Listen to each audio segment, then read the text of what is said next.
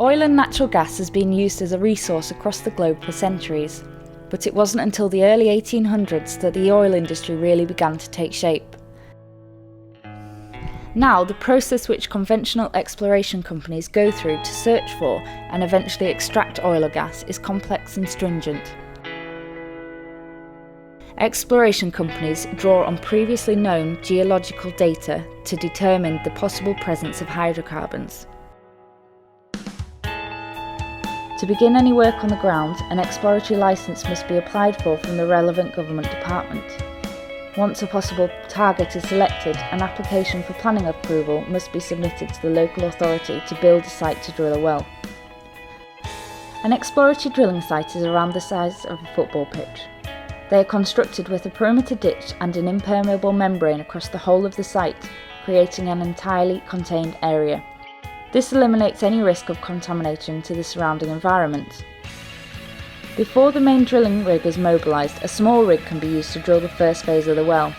These are typically less than 20 metres high. Once this stage is complete, the main drilling rig is mobilised to site and constructed over a period of around 2 weeks.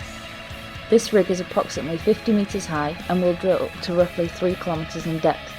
This process takes between 6 and 12 weeks before the rig is removed from site. The starting point for it all is the location of the subsurface structure that the operator is looking to drill into. From that, they will give a subsurface target, and we then decide which is the best location to drill from. How we do that is obviously take a look at the area, look at anything that has the potential to be impacted on the operation. For example, the close proximity of properties to the site, for noise, location for visual, although it is a temporary operation, so therefore the impact is minimal. We also look at its impact on ecology and also archaeology. So before we actually home in on the selection of a site, we review the area as a whole, determine what is potential impact, and then decide whether any mitigation can be achieved to reduce the impact to an acceptable level.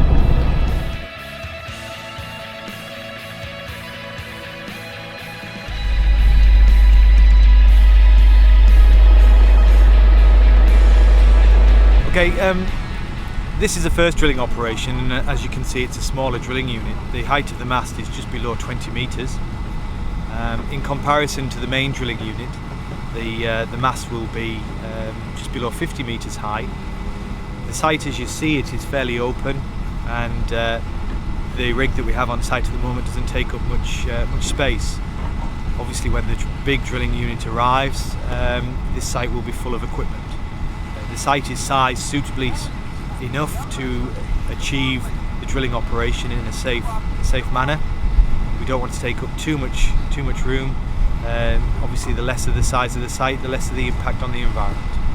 During the construction phase of the well site, we provide an environmental protection membrane which sits underneath the site stone, as you can see here.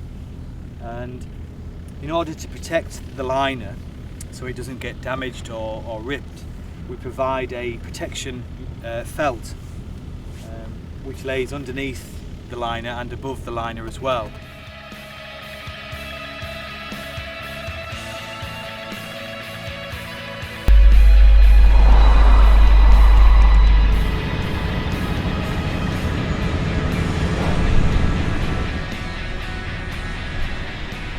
We've now got the main drilling unit on the well site. As you can see, the main drilling unit fills the site completely.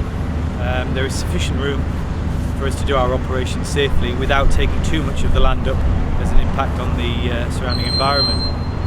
We have the drilling rig here. It's a 50-metre high drilling mast. Throughout the whole of the oil exploration and subsequent production operations, the most intrusive part of the drilling operation is really when the rig is on site. As you can see, it stands 50 metres high. It works 24 hours a day, albeit I'm stood here now just outside the site, and the rig is drilling, so noise isn't really a significant issue. This process lasts anywhere between 6 and 12 weeks for the drilling operation.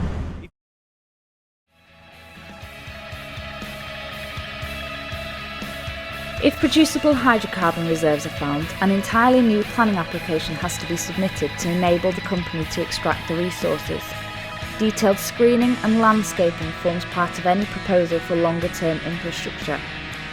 If oil is found, a set of stock tanks will be positioned on site, with road tankers used to transport the oil away.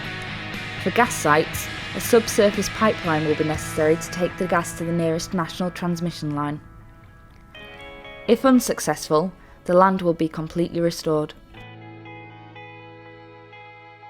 We're at a site which is very close to a village. We've got properties to the west and to the east, and clearly you can see from the sites that we've got good screening around the sites.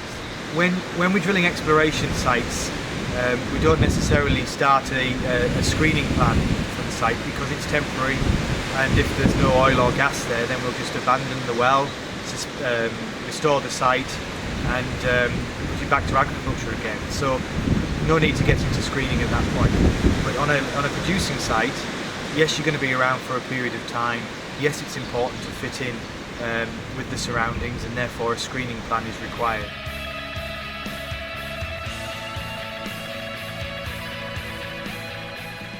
When you mention oil and gas, everybody just naturally assumes the worst, which is, you know, a dirty oil rig, dirty oil, noise, pollution of the noise, the lighting, and the ground. But as you'll have seen from the video footage that's been presented, the sites are not very big.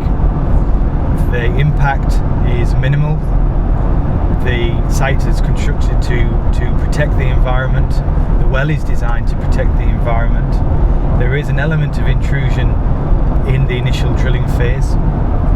Following the drilling phase, there's the production phase, as we've seen again from the footage. The sites are indeed less of an impact when they're in production than they are when the drilling operation is taking place. So long term, these well sites can actually be very good neighbours.